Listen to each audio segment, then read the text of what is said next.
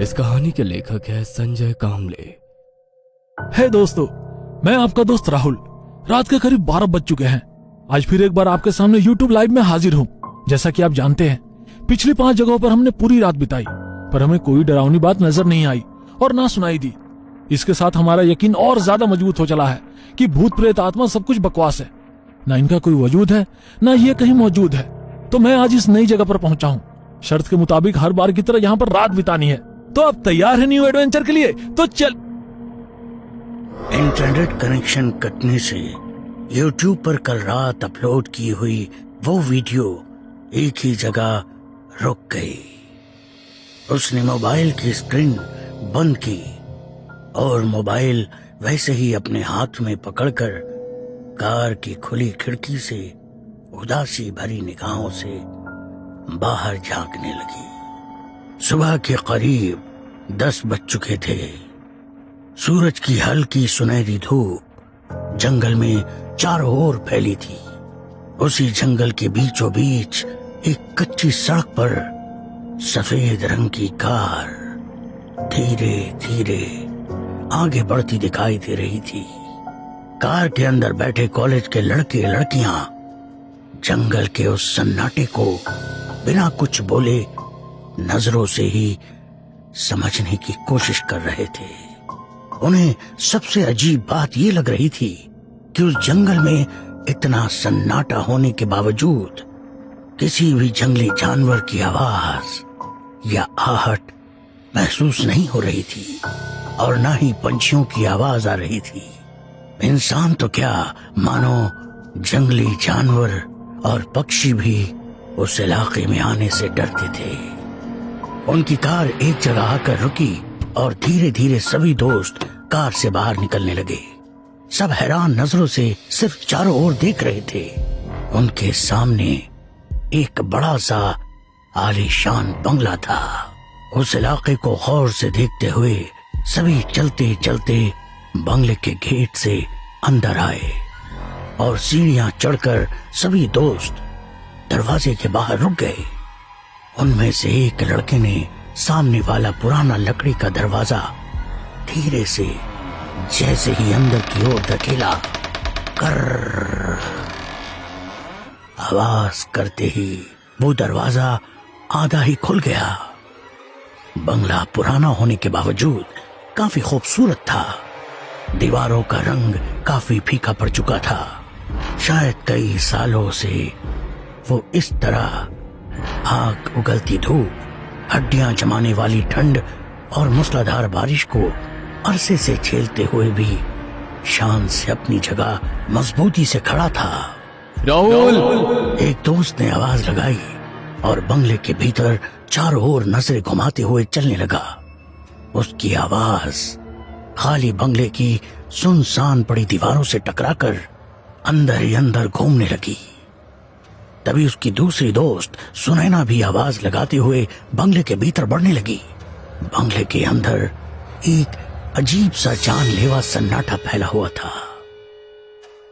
दिन का उजाला होने के बावजूद भी सभी को अजीब सा डर लग रहा था। 3 लड़के और 2 लड़कियां अपने दोस्त को उस बंगले के हर एक कमरे में, बाथरूम में, लकड़ी की अलमारी में, मतलब जहां छुपने की जगह है वहां ढूंढने की कोशिश करने लगे। और राहुल कहीं भी नजर नहीं आ रहा था। न ही उसके होने की कोई निशानी उन्हें मिल रही थी। और उसका मोबाइल तो कल रात से ही बंद था, साथ ही डिजिटल कैमरा भी। सब कुछ गायब था। ढूंढ ढूंढ कर सब परेशान हो गए। तभी राधिका को उस बंगले में एक अजीब सी मनहूसियत महसूस होने लगी और थकान के कारण उसे चक्कर आने लगा। राधिका की हालत देखकर सचिन ने कहा, शायद हमें अब चलना चाहिए। नाराज होकर खाली हाथ सब दरवाजे से बाहर निकले। सुनैना की आंखों से आंसू छलकने लगे। तभी जैसे उन्हें कोई उस बंगले के नीचे बने तहखाने के बंद झरोके से देखने लगा। काले अंधेरे में हल्की रोशनी से वो लाल आंखें काफी डरावनी लग रही थी। वो आंखें सभी दोस्तों को घूरे जा रही थी और बंगले के नीचे उस जगह किसी का ध्यान नहीं गया। सब आपस में बात करते हुए अपनी कार में बैठ गए। सभी ने दोबारा एक नजर पूरे इलाके को गौर से देखा। दूर दूर तक घना जंगल, छोटे बड़े पेड़ों के बीच कांटों से भरी झाड़ियां, जंगल के सन्नाटे में हवा के हल्के झोंकों से पेड़ के पत्तों की सरसराहट, सब कुछ इतना खामोश था जैसे किसी कागज पर बना चित्र। ये सब देखकर विवेक ने कहा, यार, दिन के उजाले में तुम लोग साथ होने के बावजूद मेरी फटी पड़ी है। राहुल अकेला पूरी रात इस जगह रहा था, उसकी हिम्मत की दाद देनी पड़ेगी।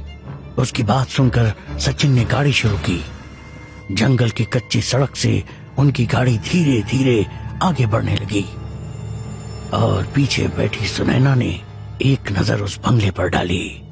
वो वीरान पड़ा बंगला कुछ ज्यादा ही अजीब लग रहा था और उस तहखाने से वो दो आंखें अभी भी सुनैना को घूरे जा रही थी। सर, हमारा दोस्त राहुल लापता हो गया है। सभी दोस्त पुलिस स्टेशन पहुंचे थे।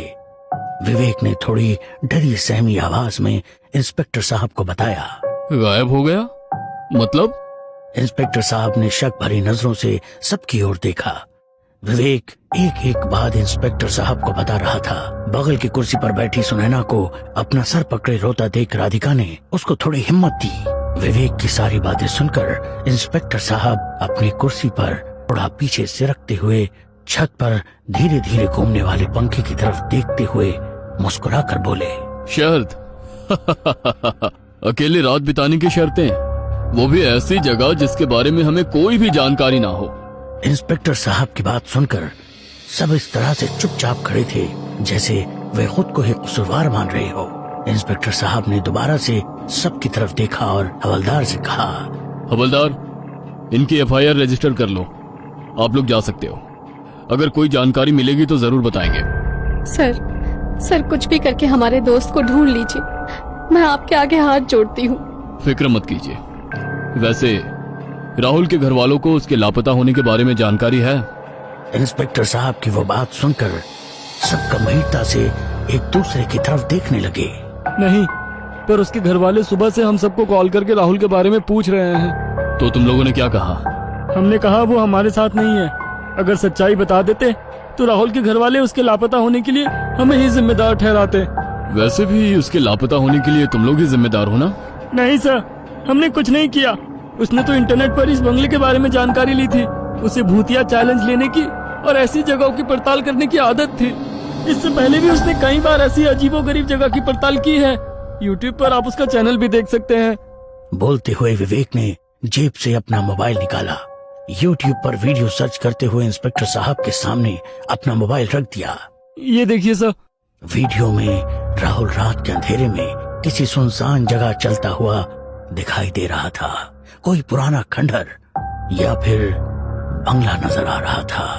अपने हाथ में डिजिटल कैमरा लेकर राहुल हर एक चीज रिकॉर्ड करते हुए आगे बढ़ रहा था।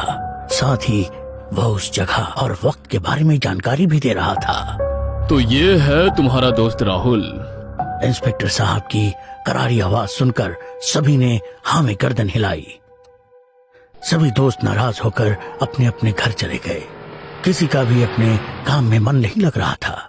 सुनैना सबसे ज्यादा दुखी थी क्योंकि राहुल और सुनैना एक दूसरे से बेहद प्यार करते थे।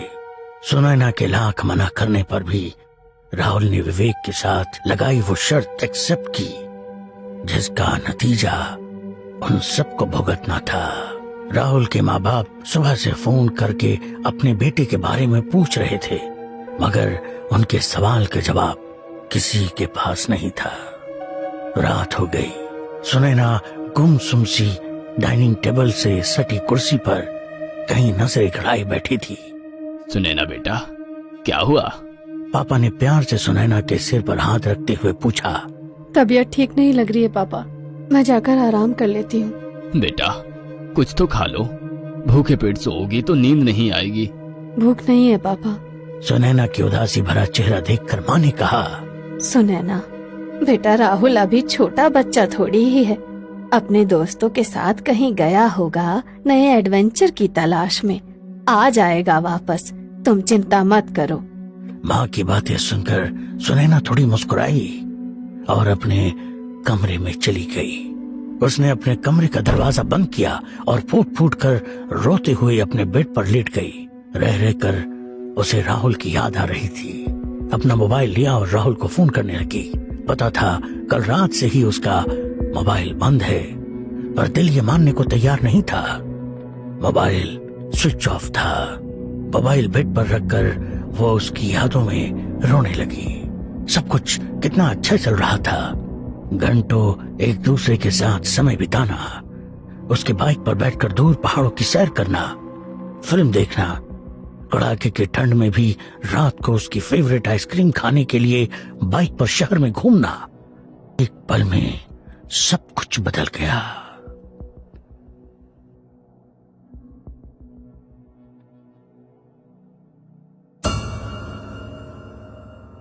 ये कहानी आपको अच्छी लगी हो तो हमें सब्सक्राइब करें, हमारा इंस्टाग्राम और फेसबुक पेज जरूर फॉलो करें। अगर आपके पास ऐसी ही कोई कहानी हो तो हमें कमेंट बॉक्स में भेजें।